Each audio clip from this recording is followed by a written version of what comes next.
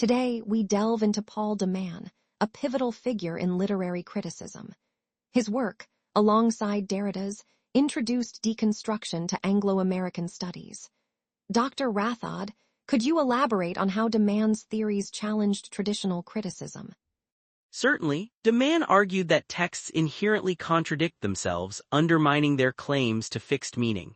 For example, his analysis in Blindness and Insight highlights how critics often miss the limits of their own frameworks, much like a painter who cannot step back to see the full mural. That's intriguing. However, doesn't this notion of instability in texts destabilize the entire foundation of literary analysis? Traditionalists might say such uncertainty leads to interpretive chaos. It's a valid concern, yet de Man saw this chaos not as a flaw but as liberating.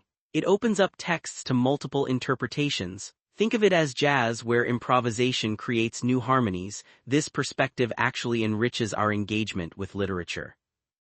And looking forward, how might de Man's influence continue to shape literary studies? De Man's legacy prompts us to approach texts with an awareness of their complexities.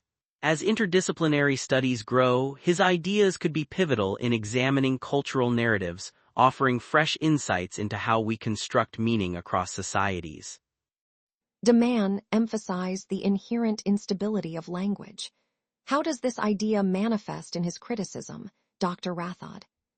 De Man posited that language derives meaning contextually rather than from intrinsic connections to reality. In Criticism and Crisis, he illustrates this with literature which he argues means nothing in a stable sense. It's like trying to capture water with a net. But isn't there a counterargument that suggests some texts do convey stable, universal truths? Many readers find enduring lessons in literature. True, some find solace in perceived stability. However, de Man's approach invites us to question this perceived stability. It's like peeling an onion, each layer reveals further complexity, challenging the notion of a core truth. In future applications, how might this view of language influence other fields? As we advance, this perspective could influence fields like AI and digital humanities. The focus on language's instability might inform the development of algorithms that better understand context and nuance in human communication. De Man's Blindness and Insight critiques traditional interpretive methods. Could you provide an example of how he illustrates this critique? Certainly, de Man argues that critics in their quest for meaning often ignore the contradictions within texts. Imagine a detective who focuses solely on the obvious clues, missing the subtle ones that reveal the deeper mystery. However, isn't there a risk that such a focus on contradiction leads to interpretive paralysis? Critics might end up seeing everything as ambiguous.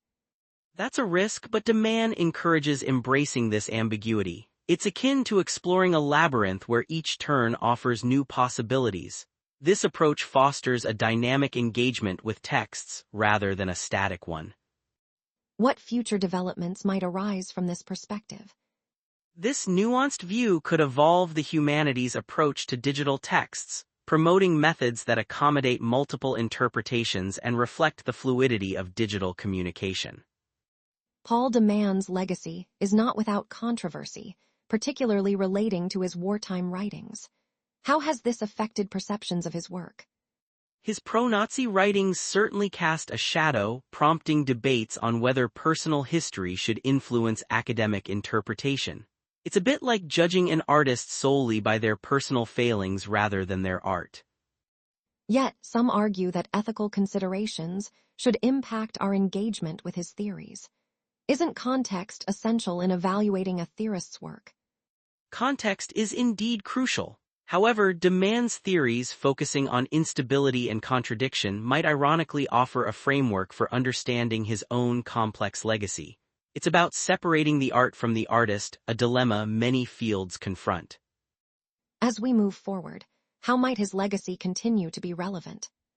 His work remains influential, reminding us to question and critically engage with texts. This approach will likely continue to inspire new methodologies in literary criticism and beyond, encouraging deeper exploration of the human condition.